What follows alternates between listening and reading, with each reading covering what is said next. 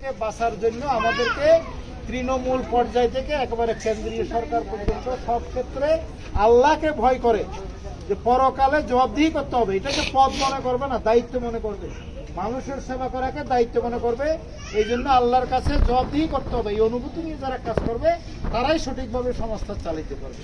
তাহলে সেইভাবে রাষ্ট্রীয় সংস্কার করা, রাষ্ট্রে তৃণমূল থেকে একেবারে কেন্দ্রীয় সরকার পর্যন্ত সর্বক্ষেত্রে আল্লাহকে ভয় করে সৎ দক্ষ নেতৃত্ব কায়েম হইলেই তাহলে বাংলাদেশটা সুন্দরভাবে চলবে। কথাটা বুঝাইতে পারলাম? এটাকে বলা হয় আমাদের রাষ্ট্রীয় সংশোধন। তাহলে জামাত ইসলামীর কয় দফা বললাম? 4 দফা।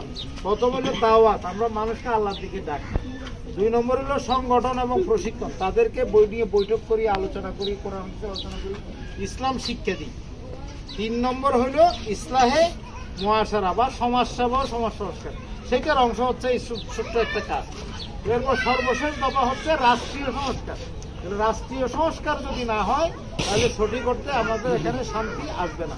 ওয়ালাউ আন্না আহলুল কুরা আমানু ওয়াত্তাকাউ লাফাতাহনা আলাইহিম বারাকাতিন মিনাস সামাই ওয়াল আরদ, কোরআন শরীফের আয়াত।